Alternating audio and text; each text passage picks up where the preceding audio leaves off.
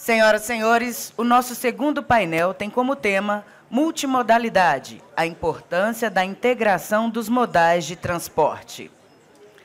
Para compor esse painel, convido inicialmente a secretária executiva do Ministério de Portos e Aeroportos, Mariana Pescatori.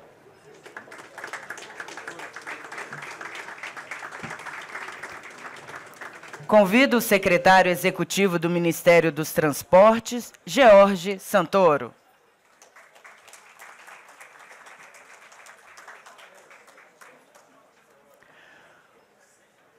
O diretor-presidente da Infra S.A., Jorge Bastos.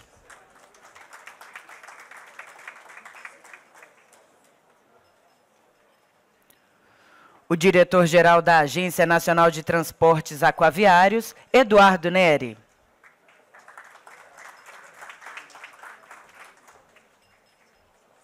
O CEO da Hidrovias do Brasil, Fábio Schettino.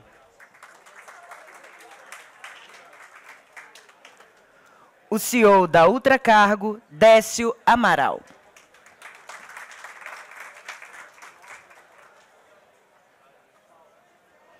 Este painel será mediado pela presidente do InfraWomen Brasil, Cíndia Torqueto.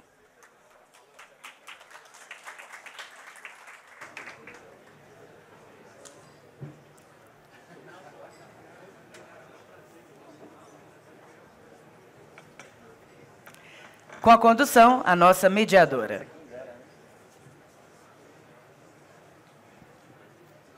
Bom dia, quase boa tarde.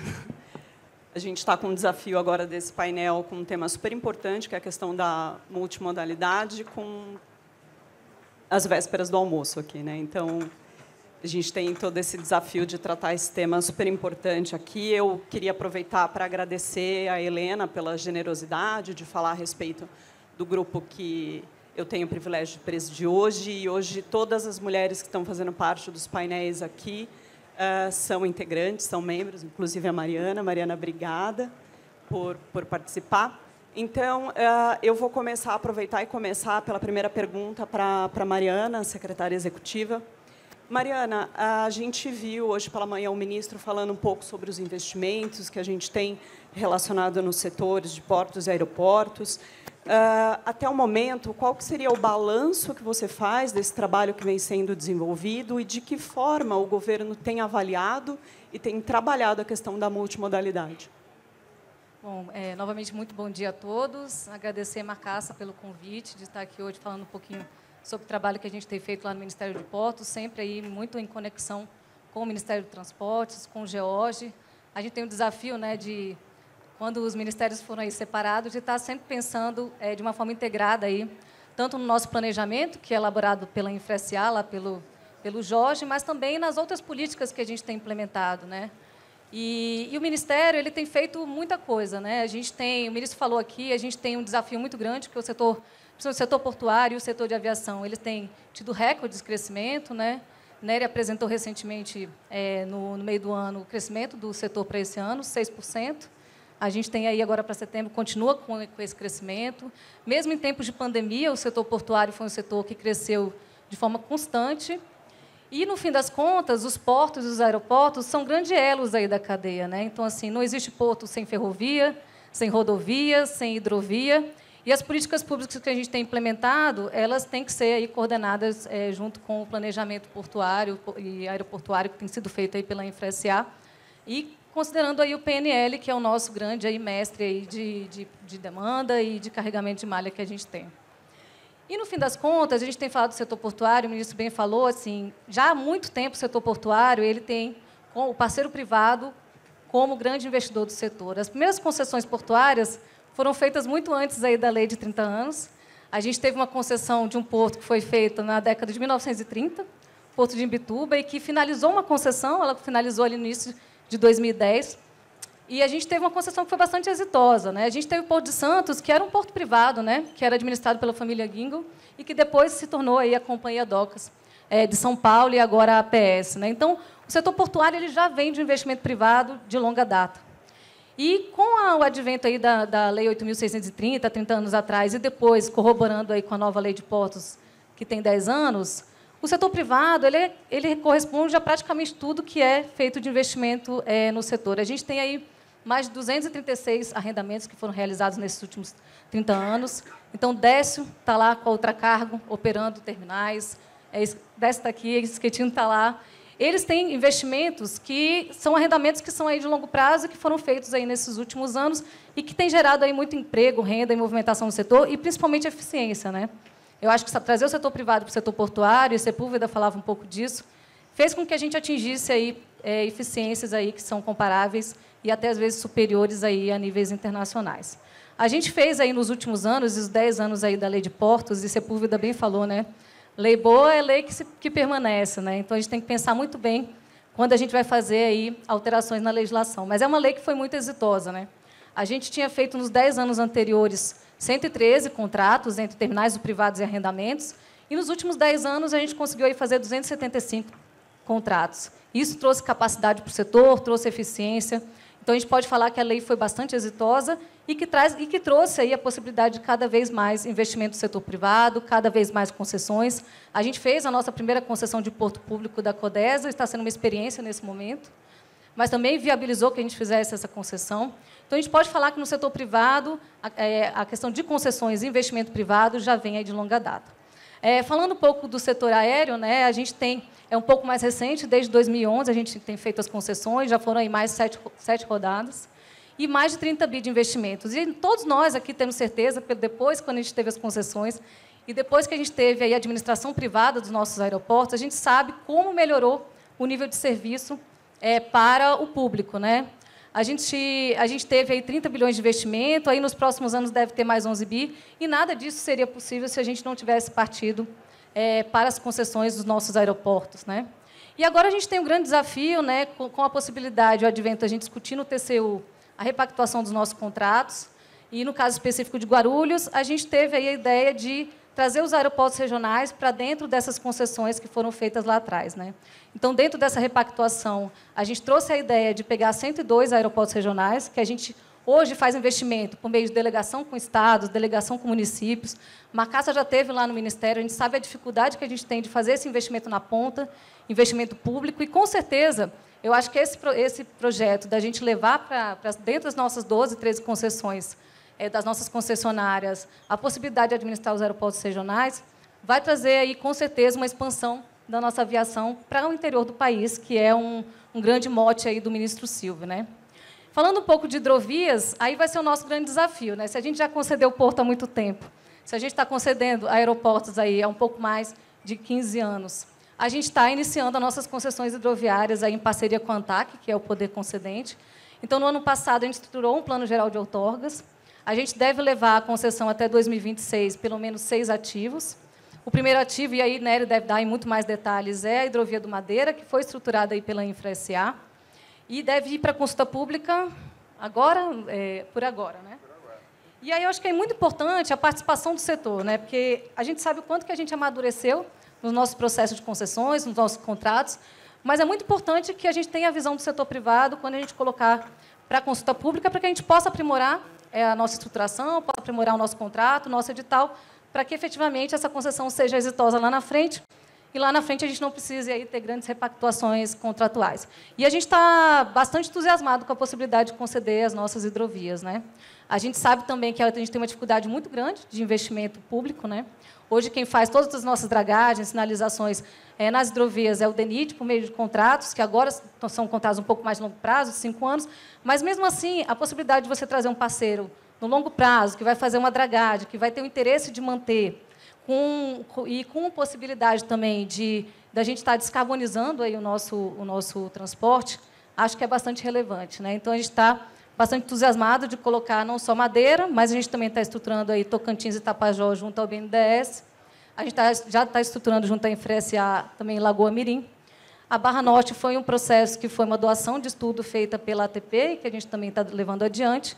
Então, a gente tem aí um desafio muito grande de fazer com que as nossas concessões hidroviárias vão para frente, e daqui a 10 anos a gente vai estar aqui falando, com certeza, do êxito, né, da gente estar transportando muito mais pelas nossas hidrovias. Outro dia, Jorge, eu estava vendo um número que a gente tem, que 63% do nosso transporte é feito pelo rodoviário, e eu sei o desafio que o Ministério dos Transportes tem feito para que a gente possa promover aí mais ferrovias, né, e ampliar a participação de transporte para os nossos portos aí pelo modal ferroviário, e o mesmo que a gente quer fazer nas hidrovias, né? A gente só vai conseguir fazer com que o transporte se torne perene e que a gente migre, né, do rodoviário para o hidroviário, se a gente efetivamente tiver as nossas hidrovias também perenes, né? A gente tem a situação aí no norte agora, a gente está fazendo dragagens emergenciais, né, Itacoatiara, está fazendo dragagem emergencial Coari e Codajás, que está tratando de abastecimento de gás, é algo extremamente importante. A gente está fazendo também dragagens em Benjamin Constante, a gente está com dragagem feita no madeira e impossibilidade de operar madeira, né? Então, a possibilidade de trazer o privado para isso e trazer uma perenidade ali da operação vai ser bastante relevante. E, então, esses são os principais investimentos que a gente tem feito lá. A gente sabe da importância da parceria com o setor privado e a gente tem convicção de que isso vai fazer com que a gente possa aí, ampliar a nossa participação do modal hidroviário e fazer com que os nossos portos e aeroportos se tornem cada vez aí mais eficientes. Obrigada, Mariana. Acho que a gente deve ter um Ironman 2 aí, né? Com relação aos projetos. Secretário, o ministro exaltou bastante, né, a questão do plano de rodovias que vocês têm feito, do maior programa de rodovias da história, né? Até a Natália Marcassa fez uma brincadeira que eu achei muito espirituosa, interessante, com relação ao Ironman dos leilões. Vocês aceitaram todo esse desafio de destravar esses investimentos que estavam estressados, né? Esses ativos que estavam estressados. Qual que tem sido o segredo desse sucesso e dessa constância desse Ironman de leilões? Cíntia, boa tarde. Obrigado, Natália, pelo convite. A satisfação estar aqui nesse painel. Eu acho que é um painel muito importante. Como a Mariana acabou de falar, né, o Ministério ele tem que se integrar com os outros modais para a gente melhorar o uso de todos os modais, né? A gente passou anos concentrando muito no modal rodoviário e a gente tem agora a missão dada pelo ministro, pelo governo Lula, da gente melhorar a participação das ferrovias, das hidrovias, e os projetos têm que olhar para isso, né? Esse segredo, na verdade, não tem segredo. Eu acho que o ministro falou muito bem quando ele falou da questão das instituições, né? Eu acho que essa governança colaborativa que a gente desenvolveu, conversando com o setor privado, e aí o setor privado representado não só pelas empresas diretamente, mas pelas instituições, como a Movinfra, a NTF, a BCR, acabam sendo grandes parceiros da gente para a gente entender aonde estão as nós, aonde estão as melhoras que a gente precisa fazer. Também, na instituição, a gente tem que conversar com as agências reguladoras. Eu acho que o papel é fundamental. Então, a gente tem que separar o papel do Ministério ao definir a política pública, que é a visão estratégica que a gente quer para alcançar nas obrigações do Ministério, mas a gente tem que respeitar o papel da agência. O papel da agência em relação à regulação, à fiscalização, à promoção dos leilões. Então, é uma relação absolutamente negocial o tempo todo, né? Então, a gente se relaciona discutindo ponto a ponto. Uma hora a gente consegue convencer o Vitaly, outra hora a gente não consegue convencer. Faz parte do jogo, é assim mesmo. E a gente vai trabalhando, combinando cronogramas. Aí, essa parte dos cronogramas que foi um passo muito importante. Estabelecer os compromissos, Mariana, com cada um de nós, né? Vai lá para o Jorge. Jorge, você tem que me entregar a modelagem em 3 meses. Não, mas era 1 ano. Então, negociar esses prazos com cada um, estabelecer metas para todos os participantes. E aí, também participando disso, a padronização dos procedimentos, acho que foi muito importante, né? Quando você vai para uma 5ª rodada, em que você pega tudo que a gente aprendeu nas rodadas anteriores, consolida regulatoriamente na NTT, faz os contratos mais padronizados com a experiência que o setor privado trouxe, a partir das oitivas que a gente fez com o setor privado. Você tem uma padronização que dá uma simplificação regulatória, facilita o trabalho do TCU, né? Porque o TCU não é uma novidade em cada edital. E também facilita o mercado, apesar do Ironman, Natália. Todo mundo já sabe o que vai encontrar. Ele já sabe que o edital está mais ou menos naquelas características, o contrato também, e a modelagem também agora está padronizada. Então, a gente, mesmo mudando o estruturador, o padrão da modelagem fica o mesmo.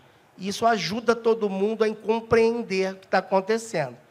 Tem um papel importante disso tudo, é a bancabilidade dos projetos. Eu acho que esse foi um risco que a gente procurou enfrentar desde o primeiro momento, e que era o desafio de botar muitos projetos na praça, se ia ter apetite do mercado privado para a gente poder financiar esses projetos em condições em que a taxa de retorno fique adequada.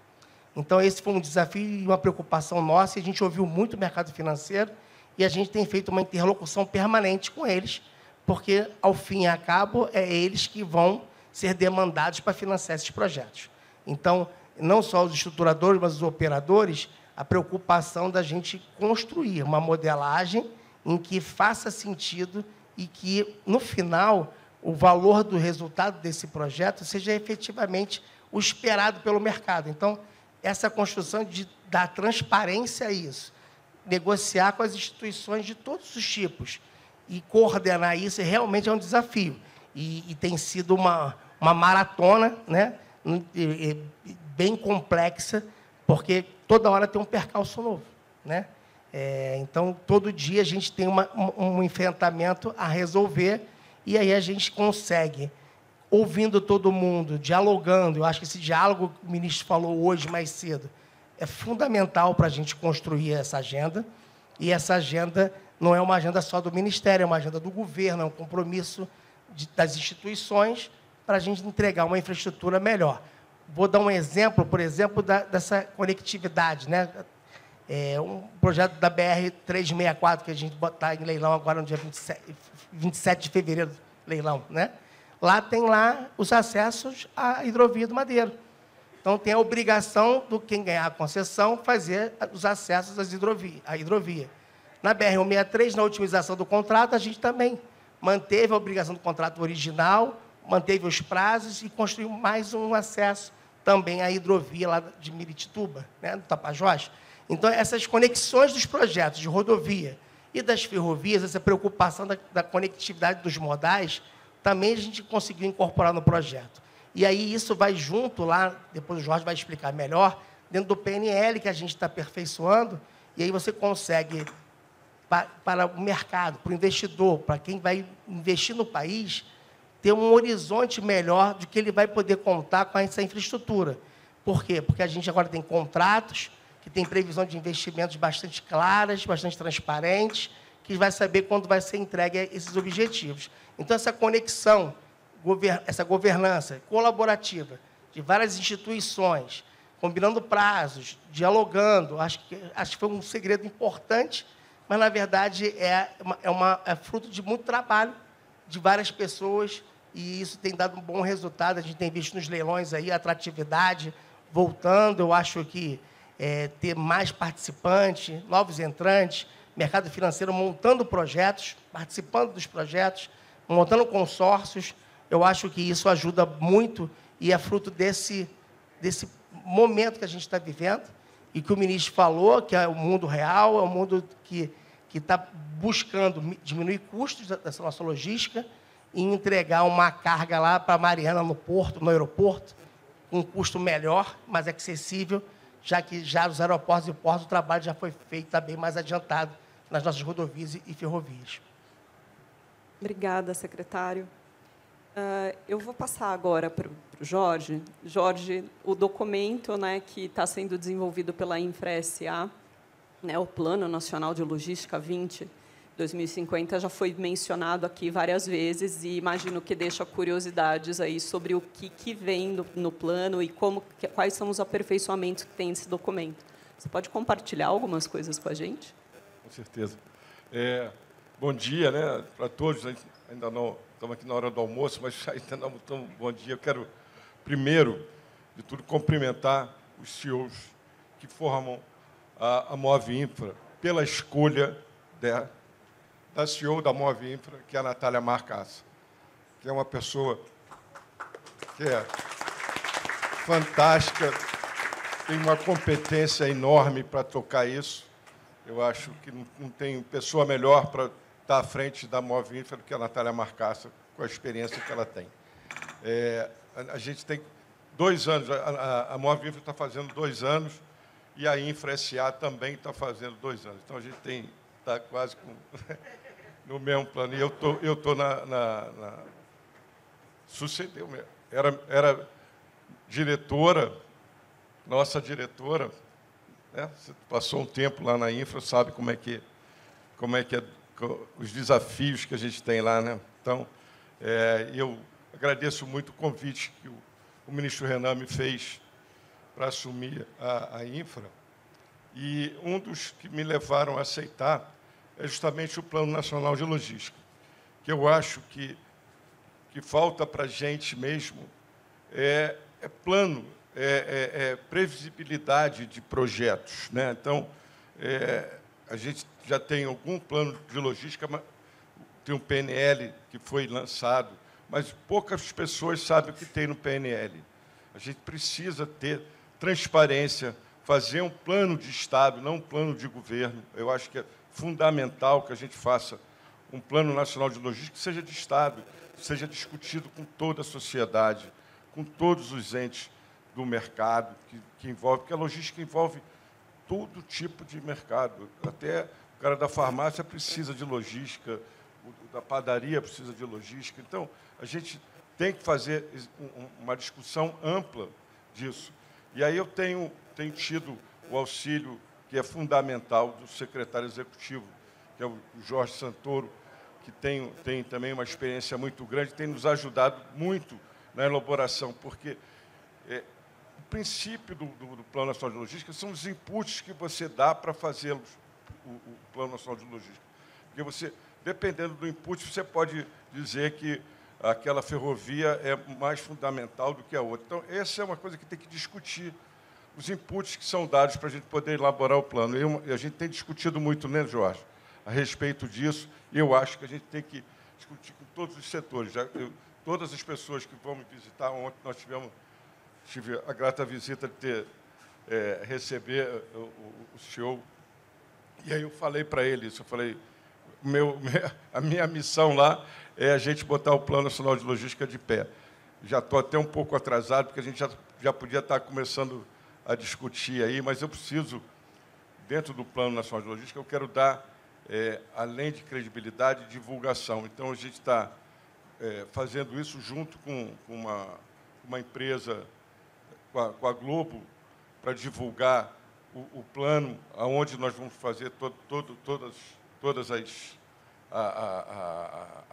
reuniões, para que a gente elabore um plano que tenha começo, meio e fim, e que a sociedade acredite, e que isso possa virar uma carta magna para o país. Porque entra governo, sai governo, cada um tem uma perspectiva para cá ou para lá. Então, se você tem uma direção, o plano pode te dar isso, né? Eu acho que é fundamental. E a gente tem trabalhado muito em cima disso, né? Eu acho que é fundamental a gente ter esse plano. E as concessões do multimodal, a gente vamos começar a elaborar concessões com multimodalidade, né? Por que não fazer uma concessão, como estava lá, por exemplo? A gente fala assim, por que a Ferrogrão não pode ter a hidrovia? Porque depende, né? Você não pode fazer a Ferrogrão se você tem um gargalo lá da hidrovia. A Ferrogrão tinha que pensar fazer a Ferrogrão junto com a hidrovia. Eu acho que seria fundamental para que isso acontecesse. Então, a gente tem que discutir isso, e a gente tem tido, dentro do Ministério, uma aceitação muito grande. Então, o diálogo com o ministro Renan é ótimo, o diálogo com o ministro Silvio. Eu estou até atrasado, porque nós temos uma reunião com ele hoje, né? Então, é fundamental para que a gente possa elaborar um plano de logística que converse com toda a sociedade. Isso eu vou esperar para a gente discutir mais outros assuntos aí, que tem muita gente para falar. Obrigado. Obrigada, Jorge. E, Eduardo, muito tem se falado, né, a respeito das agências reguladoras, enfim, e todo o desafio que a gente tem relacionado ao setor. E eu também queria saber um pouco de você, como que está o Plano Geral de Hidrovias, né? Como que o senhor tem visto a evolução do modal de hidrovias? A Mariana já trouxe um pouco da perspectiva do Ministério está olhando para esse modal. Como que o senhor vê, então, a importância das hidrovias, a importância desse modal para a gente fazer a integração de todo o sistema de transporte no Brasil? Ok. Obrigado, Cíntia, pela pergunta. Obrigado a todos aqui presentes, em especial na figura da Natália Marcassa, agradecer o convite do Move Infra e já também parabenizar pelos seus 2 anos de existência. Fico feliz também já de ouvir aqui do nosso presidente da Infra-SA, nosso Jorge Bastos, do avanço do Plano Nacional Logístico. A própria Natália já havia trabalhado muito nele enquanto do Ministério, então Ministério da Infraestrutura, e a gente, de fato, precisa de um plano nacional de logística e dos seus planos dele decorrentes, que são os planos setoriais, para que a gente tenha realmente assim um plano de expansão de infraestrutura à altura das necessidades do país. Claro que, hoje em dia, eu acho que talvez até pela nossa escassez de infraestrutura, nós estamos fazendo, estamos prescindindo até desse instrumento de planejamento, porque a gente tem uma carência ainda grande, mas acho que a gente não pode mais prescindir disso para que a gente tenha realmente uma eficiência na alocação desses recursos, um mapeamento da cadeia logística, como ela é necessária, para que a gente possa realmente ser cirúrgico, tanto na questão dos arrendamentos, no caso dos portos públicos, quanto das autorizações dos terminais de uso privado, e também agora das hidrovias, e já entrando na sua pergunta, a gente teve, no caso das hidrovias, havia a previsão da elaboração de um plano geral de outorgas, que cabe à agência submeter ao Ministério. Desde 2001 estava previsto na lei de criação da ANTAQ e nunca tinha sido realizado. Fizemos em 2021, 22 começamos a fazer em conjunto com o Ministério. Claro que a agência submete, mas é um trabalho, é uma parceria feita a 4 mãos. E quando encaminhamos, então, em 22 para o Ministério, a primeira versão, até que ele foi aprovado em 23, e temos um plano geral de outorgas, como a nossa vice-ministra, secretária executiva Mariana já falou, e ele é composto, hoje em dia, de 6 eixos estratégicos. Nesses eixos estratégicos estão contemplados Hidrovia do Rio Madeira, do Paraguai, Tapajós, Tocantins, a Hidrovia Uruguai-Brasil, que liga Lagoa Mirim à Lagoa dos Patos, e a Barra Norte, que é a infraestrutura de acesso aquaviário na foz do Rio Amazonas, no encontro com o Oceano Atlântico. Esses 6 projetos já estão sendo atacados. E tem outros projetos também que não são esses estratégicos, são os prioritários, mas temos outros projetos também que já estão sendo iniciados, já estão sendo atacados em parceria com os estados. No caso, a hidrovia do Rio Parnaíba, ela está sendo já discutida no âmbito de uma parceria, uma possível delegação, Mariana, para o governo do estado do Piauí,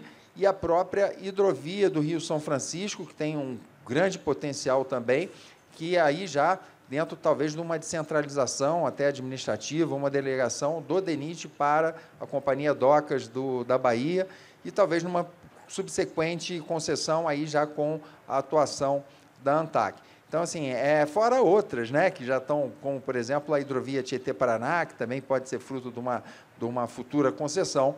E a gente está discutindo aqui 30 anos da lei de concessão, e justamente foi esse o instrumento que se identificou como o mais adequado para que a gente finalmente tirasse as nossas hidrovias do papel.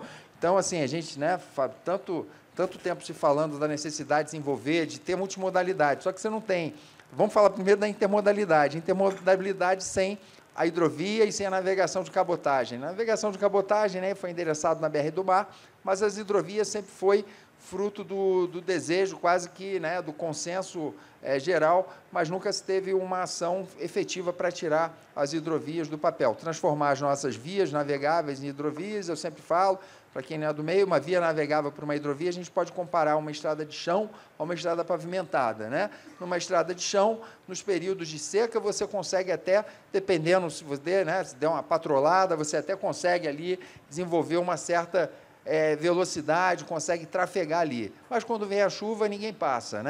Numa hidrovia, uma via navegável no período da cheia, todo mundo acho que passa, Fábio? Agora, se começa a ter nos períodos de seca, de momentos mais de dificuldades hídricas, aí você tem uma série de dificuldades, ela se torna totalmente ineficiente. Então, o que se pretende com as hidrovias é justamente transformar essa via navegável numa via com eficiência operacional e que a gente diminua custos logísticos. Então, são projetos, a concessão, ela, por ser um projeto pioneiro, ele foi desafiador, mas está sendo extremamente gratificante, né, motivante poder participar disso. E a gente tirou ali, né, no caso, principalmente Madeira e Paraguai, estão muito avançados. A hidrovia do Madeira, a gente esperava até que fosse a primeira audiência pública a ser realizada, projeto que contemplou, inclusive, melhoramentos, né, socioambientais, no sentido de melhorar os IP4, se utilizando de recursos da Eletrobras, não onerar, não cobrar pelo uso da hidrovia aquele passageiro que também vai ser beneficiado pelaquela infraestrutura aquaviária, porque identificamos que a carga, que foi justamente quem demandou essa infraestrutura, com aquele volume, ele seria suficiente para poder viabilizar aquela concessão, e assim foi feito, chegou num valor extremamente módico, uma tarifa de menos de R$1. E agora a gente está também no desafio de comunicar esse projeto, por ser um projeto pioneiro, ainda mais pela complexidade do Rio Madeira, de envolver diversos ali atores que se utilizam daquela infraestrutura, né, desde comunidades, desde todos os tipos de embarcação, a gente está tendo um desafio importante também de comunicar e de explicar muito bem o projeto. Então, foi isso que foi feito agora, essa semana, o projeto está sendo explicado, e nesse exercício, a gente está recebendo uma série de contribuições que estão sendo já incorporadas ao projeto. Então, a gente chegou a encaminhar o projeto para o Ministério aprovar, mas nessas discussões, que já são uma espécie de audiências públicas que já estão sendo feitas, a gente está tendo contribuições importantes.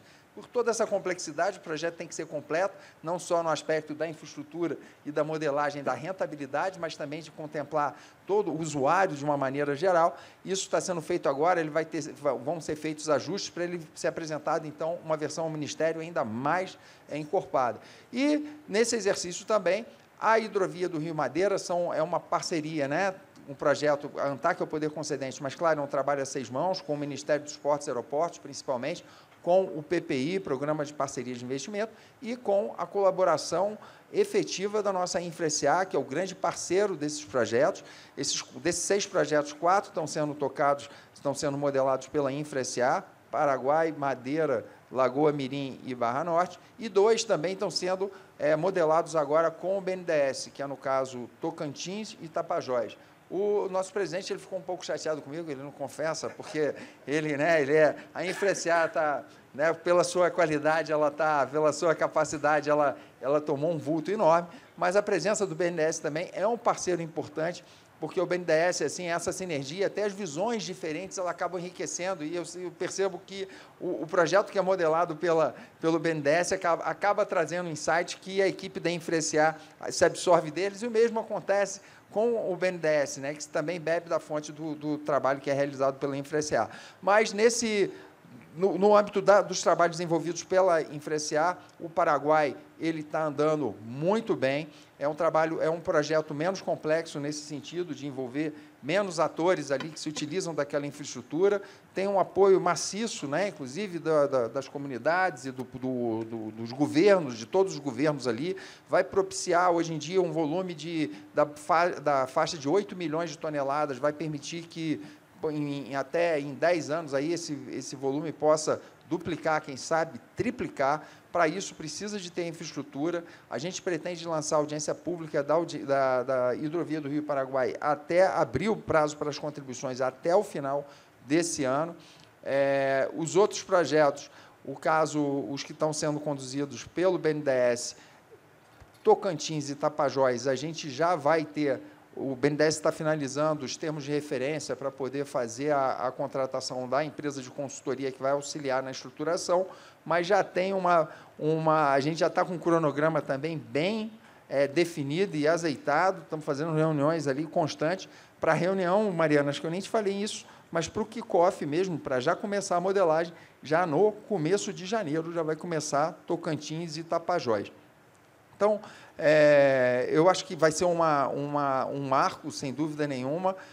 para que, finalmente, a nossa multimodalidade possa se tornar uma realidade e a gente ter uma infraestrutura adequada. Lembrando que, só para eu finalizar aqui, dentro desses nossos desafios de convencer o quanto é importante uma hidrovia, Fábio, nos causa, às vezes, espécie alguns tipos de resistência que a gente passa a perceber. Por exemplo, às vezes, por desconhecimento, né, do projeto e até dos impactos que ele pode oferecer, muitas vezes a gente diz, olha, mas uma hidrovia no Rio Paraguai vai acabar com o rio, quando é justamente o contrário, né? Primeiro que o volume de dragagem ele é irrisório. Quando a gente percebe lá no Madeira, que vai ter muito mais dragagem que no Paraguai, no Madeira, hoje em dia, o DENIT faz 1.300.000 metros cúbicos por ano. Lá no Mississippi, é feito 90 milhões de metros cúbicos por ano. Olha o que a gente está falando. E o Mississippi está lá, muito bem, obrigado, né?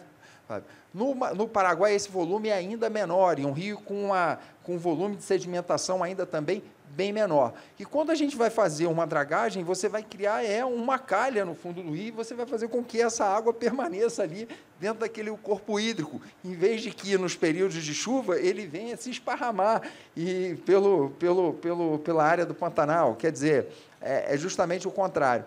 Mas, enfim, eu acho que o nosso desafio é esse, é de estar cercados de todos os estudos que amparem a nossa metodologia e de, principalmente, comunicar muito bem o projeto para que haja essa compreensão, até pelo seu pioneirismo. Mas é isso que eu tinha a falar. Obrigado, Cíntia. Obrigada, Eduardo.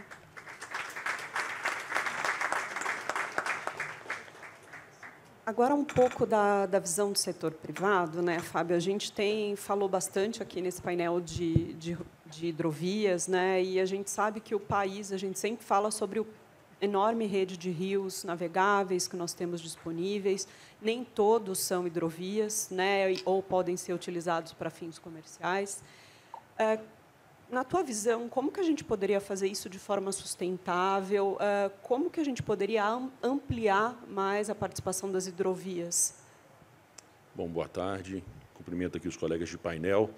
Eu acho que a resposta está no tema desse painel, na multimodalidade, né? O exercício da multimodalidade. Eu acho que o Brasil acordou para a sua vocação hidroviária, Nery, né? A maior bacia hidrográfica do planeta está aqui, e uma representatividade muito pequena ainda do modal hidroviário nas cargas a granel. Nós já duplicamos a representatividade em 10 anos, né? Acho que a própria existência da Hidrovias do Brasil é o exemplo disso, né?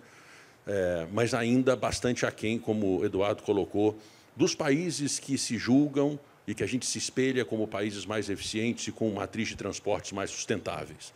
Todos eles têm a hidrovia, né, como o seu, e a ferrovia e a multimodalidade como seus pilares aí, para reduzir o custo da porteira ao porto, né? A gente é uma potência agrícola, a gente é uma potência mineral, a gente é uma potência no papel e celulose, mas a gente entrega muito valor ainda do portão ou da fazenda ao porto. E a gente está caminhando para poder minimizar esses custos. Eu dividiria a minha resposta em duas janelas temporais aqui, para tentar pegar um outro ângulo, para não ser repetitivo em tudo que já foi dito. No curto prazo, a gente precisa de ter celeridade nos processos de licenciamento ambiental, né? Não é novidade você dragar uma hidrovia, você remover um banco de areia, né? Dá um exemplo, nós perdemos o timing de não parar de navegar no Tapajós. Uma solução simples.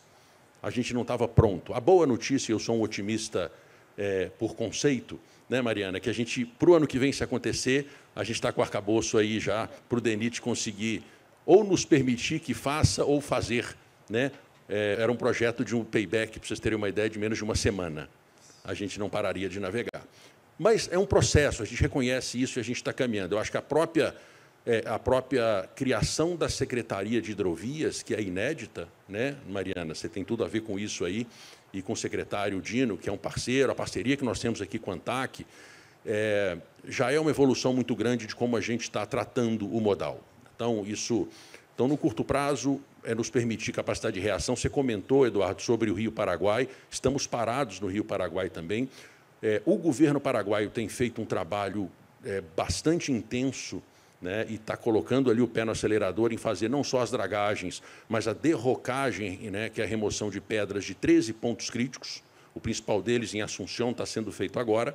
E a gente, obviamente, precisa que o lado brasileiro corresponda com a mesma velocidade, porque não adianta ter uma única restrição na hidrovia, é uma hidrovia de quase 4.000 quilômetros, com um único ponto de restrição, você não navega, né?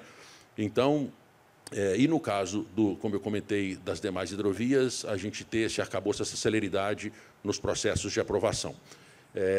Do longo prazo, eu acho que a gente tocou aqui, porque a Mariana comentou sobre quão transformacional foi a lei dos portos para a dinâmica dos terminais. É a mesma coisa com o Plano Geral de Outorgas, é a mesma coisa com a BR do Rio, quando ela vier. Eu tenho a expectativa de que seja tão transformacional quanto, né, para que a gente pense essa logística de forma sistêmica, né? Essa equação tem que ser balanceada de forma integrada e sistêmica. O presidente Jorge aqui comentou, né, da infra que está tratando disso. Não só olhar, o caminhão ele é fundamental para curtas e médias distâncias, para chegar na ferrovia, transbordar para o ferro, para a ferrovia levar ou até o porto, ou até o ponto de transbordo, onde a gente tem uma hidrovia para levar até o porto. Nesse aspecto, o Brasil tem um privilégio enorme, né? A gente tem as maiores bacias hidrográficas do planeta. Eu costumo brincar que não adianta o deserto do Saara querer falar de hidrovia, não tem jeito, mas no Brasil não. E quando a gente olha para hidrovias mundo afora, que são mais eficientes, o Nery comentou sobre o Mississippi, quase $500 bilhão de dragagem contínua por ano, né?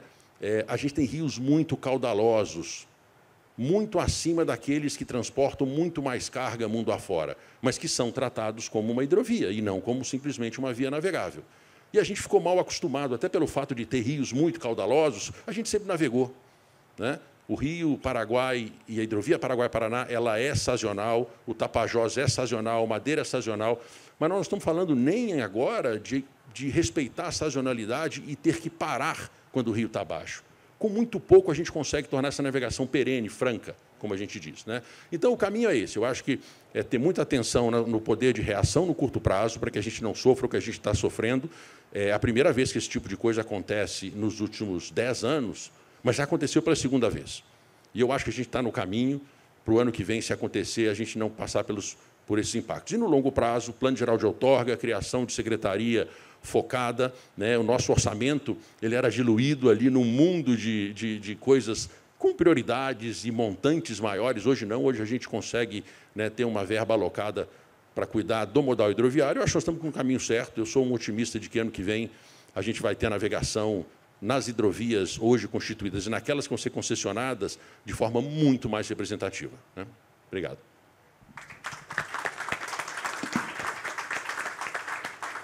Obrigada, Fábio. Décio, a gente falou um pouco a respeito de planejamento, através do Plano Nacional de Logística. A Mariana trouxe algumas questões relacionadas a portos, o secretário também trouxe outras questões na pasta de transportes. No teu segmento, na parte de planejamento portuário, como a ausência desse planejamento afeta a logística de ponta a ponta? E qual que seria o modelo ideal, na tua visão, na tua opinião? Seria um modelo centralizado, um modelo de delegado de portos?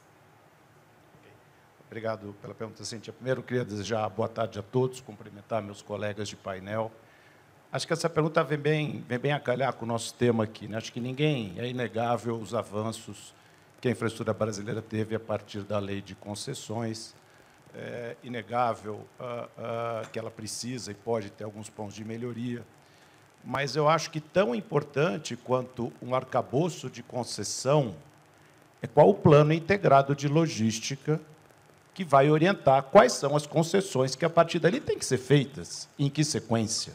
E eu vejo menos discussão sobre a relevância deste plano do que simplesmente em melhorar o arcabouço regulatório das concessões em si, né? Quando a gente fala de logística, a gente fala de fluxo, a gente fala de movimento, a gente fala de integração, fala multimodalidade. Então, é fundamental que você tenha um plano pensando essa logística ponto a ponto, e ela é transversal a setores, ela é transversal a ministérios, ela é transversal a segmentos da economia, mas tem que ser planejado de forma integrada. Então, começo a responder um pouquinho da sua pergunta. Não tem como descentralizar planejamento. Você descentraliza a execução.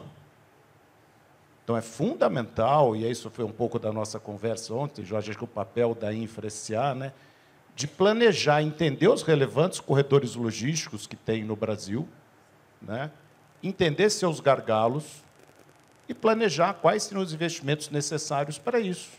Né? Vou dar alguns exemplos aqui. Né? Hoje, o Porto de Paranaguá recebe mais ou menos 2 milhões de metros cúbicos ano de líquidos, de derivados, que o porto natural é Santos, que esse produto tem que chegar no Centro-Oeste. E Santos não recebe. Mas por que não recebe? Os terminais não têm condições de receber? Não. Faltam berços em Santos. Mas existe um plano nacional dizendo que isso tem que ser feito? Não. Né?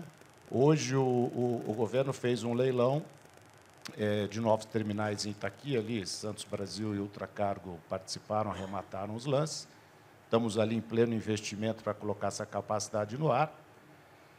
O estudo de mercado mostra que há necessidade de receber mais derivados ali para alimentar o nosso agro, mas estive lá com o Nantac, ali com o Néria, umas semanas atrás. Pelo modo que o porto opera hoje, não há berços para receber esse produto. Porque não foi pensado integrado, não foi pensado sistema complexo. E assim vale para a integração com ferrovia, assim vale para a integração com hidrovias. Né? Então, eu acho que a primeira ponto que eu queria trazer, e eu queria até que a Malvifra falasse um pouco mais disso, Natália, né, a importância de um planejamento integrado de logística que seja vinculante, né, aos vários órgãos de Estados que têm que segui-lo. Acho importante dizer também que o setor acha importante ter delegação portuária para a agilidade da execução do plano, não para a elaboração do plano. Né, hoje, o que acontece com a delegação, às vezes você tem planejamentos locais que são conflitantes com os reais gargalos que nós temos. Né, hoje, voltando de novo, comentei aqui desse problema de berços em Santos, mas está sendo discutido, houve uma audiência pública ontem para a implantação de um terminal de líquidos em Santos. Mas já não tem berço para os atuais, é essa a prioridade. Né? Então, acho fundamental, né? Acho que o planejamento da logística integrado, entendendo os gargalos, que mudam com o tempo, né? A cada nova capacidade que um sistema coloca, o gargalo se transfere para o outro. Né? Mas a execução descentralizada é muito importante para dar agilidade. Né? Isso é um pouco o que a Ultracargo, dentro do seu escopo, tem tentado fazer. A Ultracargo começa como uma empresa de terminais portuários. Bom, mas, como toda empresa, queremos crescer. Né? E a gente percebeu, para eu crescer, precisa chegar mais carga no meu terminal portuário. Bom, não havia investimentos acontecendo, bom, vamos fazer nós. Vamos à Ultracargo. Então, a gente começa a interiorizar a companhia para fazer chegar mais volume nos nossos próprios portos, trazendo uma avenida nova de crescimento e tentando viabilizar o crescimento do agronegócio brasileiro, que cresce a taxas boçais, ano a ano, e não tem como a infraestrutura alcançar. A gente está sempre fazendo catch-up, por falta de, talvez, 15 anos atrás, ter sido feito um planejamento, que logística tem que olhar muito à frente. Não vamos nos iludir que as licenças ambientais vão sair em 2 meses. Não vão. Vão continuar levando seus 2, 3 anos. Por isso que a logística tem que ser pensada muito à frente, porque 2 anos é muito tempo se eu pedir a licença hoje. Né? Se eu tivesse pedido, talvez, há 6, 7 anos atrás, eu estaria com a licença no bolso. Então, até para resolver isso, a gente tem que fazer um planejamento olhando muito à frente. Então, a Ultracargo está construindo corredores logísticos para suportar e distribuir os combustíveis da transição energética, essa é uma aprovação da legislação do combustível do futuro, aumentando o mandato. Né? Então, você vai ter uma produção gigantesca, já está tendo, mas vai crescer mais, de etanol de milho no Centro-Oeste. E como isso vai se espalhar para o Brasil? Gente, tem postos no Nordeste que não tem nem bomba de etanol, hein? É o tamanho do gap de infraestrutura. Então, a gente está desenvolvendo corredores logísticos, né? A gente quer ter corredores eficientes e modais eficientes, pensando também em melhorar o perfil de emissão, alavancando parcerias, né, com as empresas do setor. Então, nós estamos conectando Rondonópolis a Paulínia, num primeiro momento, capacitando aí, com a ajuda da Rumo, essa ferrovia para sair de 1 milhão de metros cúbicos ano para 4 milhões de metros cúbicos ano, poder trazer esse etanol de milho para ser distribuído no centro de consumo e criando uma volta mais eficiente da que tem hoje para derivados. Num segundo momento, estamos conectando por ferrovia o nosso terminal de Santos para permitir a descida desse etanol que sobe por cabotagem para abastecer o norte e nordeste brasileiro e aí sim também recebe derivados em Santos para voltar para Rondonópolis. Estamos fazendo a mesma coisa em Itaqui, investido num terminal em Palmeirante. Hoje são mais ou menos 800 km de distância, isso vai por um fluxo rodoviário, levar aí parceria com a VLI para um fluxo ferroviário, dando perfil de emissão, reduzindo o custo, e esse retorno também de etanol, e desenvolvendo uma visão de um corredor hidroviário a partir de Vila do Conde, estamos avaliando o terminal em Miritituba, para receber também esse líquido que sobe de caminhão de Sinop e Miritituba, querendo criar várias formas de movimentação de combustíveis renováveis produzidos no Mato Grosso para se espalhar para o Brasil e recepção dos derivados na contrapartida, indo para o Mato Grosso por vários canais, pensando em logística integrada. Mas, para maximizar esse sistema, existem gargalos, que a gente ainda tem muita dificuldade em investir, porque eventualmente não estão na prioridade do planejamento público, e a autorização para o setor privado investir ainda é bastante morosa. A gente sabe, Mariana, no esforço ainda que a gente quiser desregulamentação. Tá? Mas só para fechar de maneira muito... Sim, importância de um planejamento integrado de logística cuja execução seja vinculante, até que se atualize o plano, uma descentralização de execução, e uma desregulamentação, ou menor regulamentação para acelerar o investimento privado. Acho que isso é fundamental para que a gente consiga melhorar a nossa logística, reduzir o nosso custo e poder escoar aí o grande volume que o agronegócio, seja em sólidos, muito que eu falei aqui vale para sólidos também, seja em líquidos, para a gente continuar crescendo.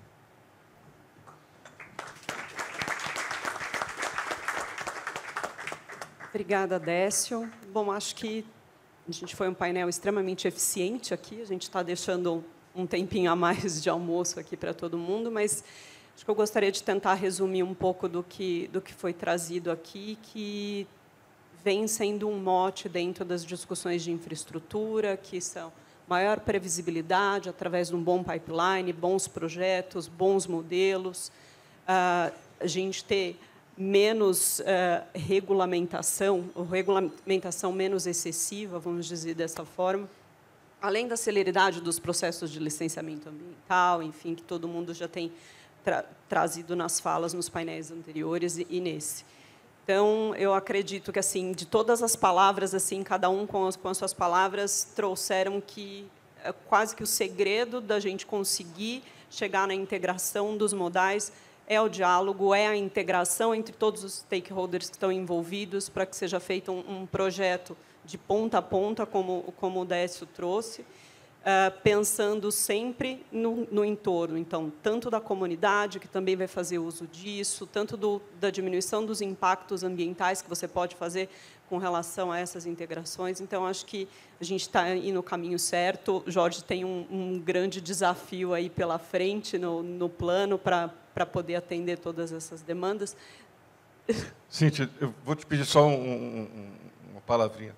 Eu quero pedir para todos vocês que participem mesmo. Nós vamos botar o plano para discussão, mas é importante a contribuição de todos, porque a gente vai ter consistência no plano, que a gente possa levar isso para o presidente, levar para o Congresso Nacional, que isso vira uma carta magna, mas precisa ter credibilidade e consistência no Plano Nacional de Logística. E, para ter, precisa da colaboração de todos. Todos vocês são importantes para colaborar no plano. Eu só pedi para que vocês realmente participem. É super importante, viu? Mais uma vez, obrigado.